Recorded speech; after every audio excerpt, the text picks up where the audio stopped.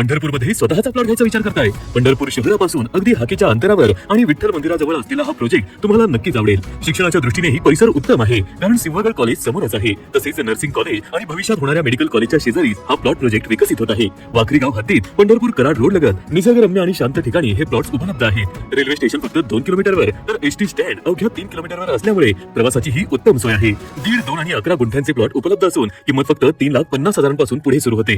घर बांधण्यासाठी असो किंवा भविष्यासाठी गुंतवणूक, ही संधी खरंच फायदेशीर ठरू शकते। अधिक माहितीसाठी आजच संपर्क करा। राज्यातील सरकारी कर्मचाऱ्यांसाठी सरकारकडून मोठी घोषणा करण्यात आली आहे। गर्दीच्या वेळी महिलांना होणारा त्रास कमी करण्यासाठी सरकारकडून लवकर या लवकर जा ही नवीन योजना आणण्यात आली आहे। उपमुख्यमंत्री सुनेत्रा पवार यांनी आज विधान परिषदेत या नव्या योजनेची घोषणा केली। जागतिक महिला दिनाचे औचित्य साधत सुनेत्रा पवार यांच्याकडून राज्यातील सरकारी महिला कर्मचाऱ्यांसाठी ही योजना अंमलात आणण्यात आली। उपमुख्यमंत्री सुनेत्रा पवार यांनी आज विधान परिषदेत पहिले निवेदन दिले। यावेळी बोलताना त्यांनी महिलांसाठी लवकर या लवकर जा ही संकल्पना मांडली। त्याशिवाय लाडकी बहीण योजना, प्रसूती रजा, शक्ती कायदा यासह अनेक विषयावर त्यांनी भूमिका मांडली। ऊसतोड महिलांसाठी त्यांनी खास योजना लागू केली आहे। विधान परिषदेत निवेदन करताना अजित पवार यांच्या कामाचा उल्लेख करत सुनेत्रा पवार भावूक झाल्या होत्या। महिला दिनाचे औचित्य साधत सुनेत्रा पवार यांच्याकडून राज्यातील सरकारी महिला कर्मचाऱ्यांसाठी लवकर या लवकर जा ही योजना अंमलात आणण्यात आली आहे। सकाळी कामावर येताना मोठ्या प्रमाणात गर्दी असते, त्यामुळे महिला कर्मचाऱ्यांना त्रास सहन करावा लागतो। या पार्श्वभूमीवर सरकारकडून ही योजना आणण्यात आली आहे।